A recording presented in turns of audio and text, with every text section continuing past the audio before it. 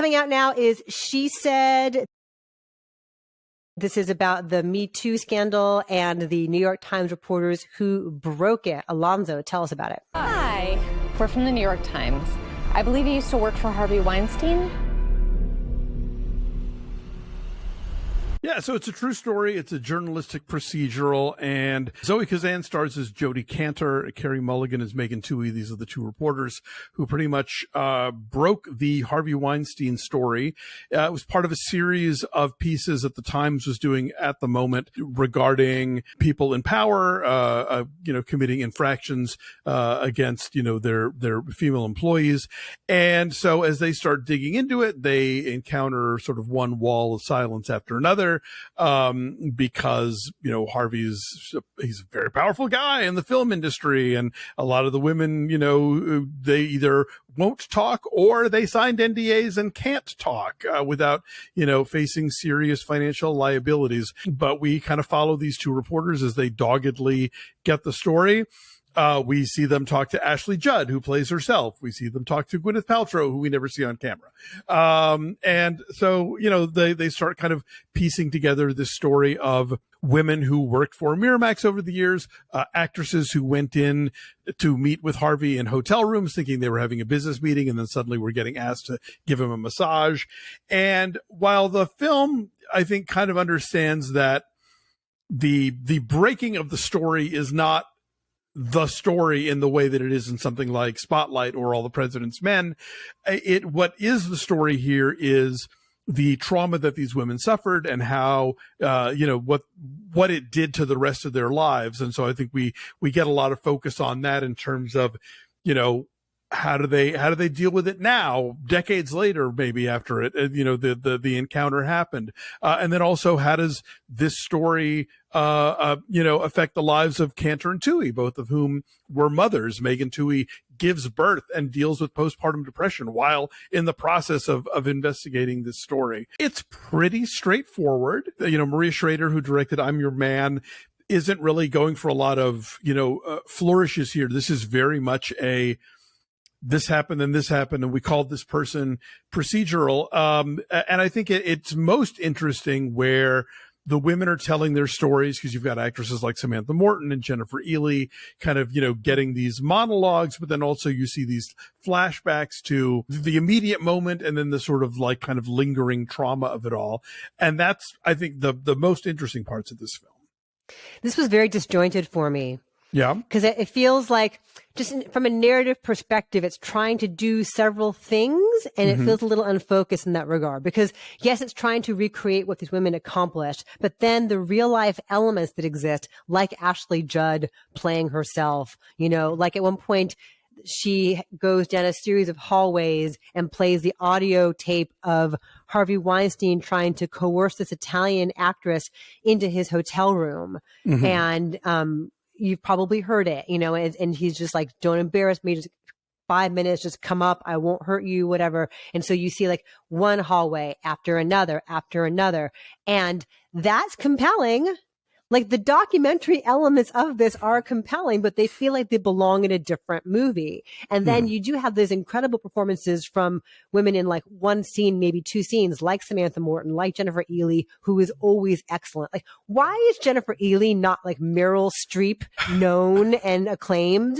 Yeah, no, she's one of the good. people. Every time she's in something, it's like Andrea Riseborough and Janet McTeer. Like, yeah, they just always get it.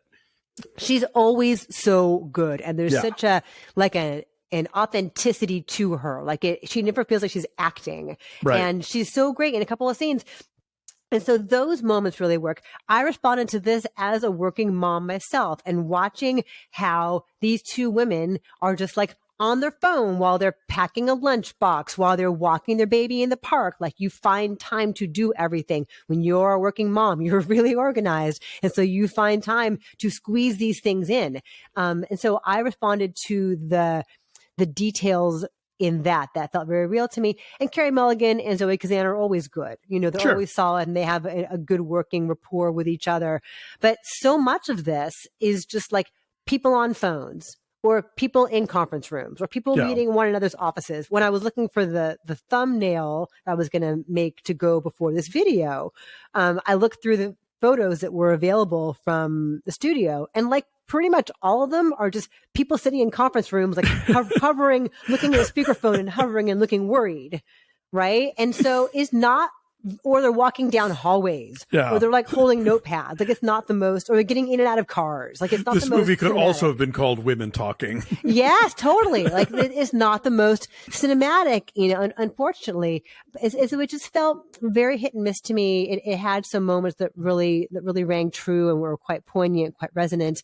But a lot of the time it just felt rather dry to me. It is dry. It's a little perfunctory. I think what this movie has going for it is its ties to this real life scandal and to the reverberations that occurred from it. But the actual film and the actual presentation of this is kind of an eat your vegetables movie. Yeah. But then also you have in the beginning of this, before Megan Twohey is on the Harvey Weinstein beat, before she has her baby, she is investigating Trump during his first presidential campaign. It's 2016. And I think this is around the Access Hollywood tapes time.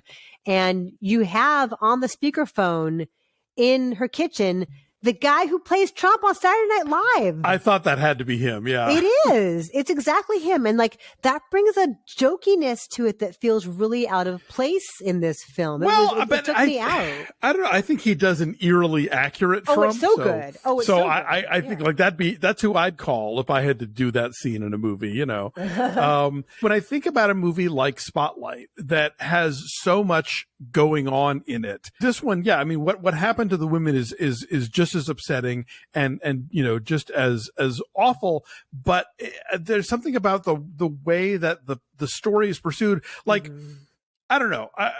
There are moments in All the President's Men, for instance, where you feel like these reporters are in genuine danger. And there's one scene here where, like, I think Jodie Cantor realizes she's being followed in by an SUV, and then it drives off. But like, there's not much tension going on here. You know exactly where it's going to go. And the film doesn't even pretend like there's some level of suspense to generate. So it's just kind of a bit of a recitation of this happened and that's how we got the story. Yeah. It's a great supporting cast though, besides who we already mentioned, like, Patricia Clarkson is one of her editors. Andre Braugher is Dean Beckett. Like but again, a lot of it is like watching them all hovering around the same computer monitor. Like everyone's back reading this copy before they hit the button on it. Anyway, I am saying 5.5. I said 6.5. I think that there are, like I said, I think Samantha Morton and Jennifer Ehle both have scenes that really stuck with me. And that kind of carried me over. Like I kept sort of waiting for the next one of those. But yeah, overall, this is as journalistic procedurals go, it's not the best.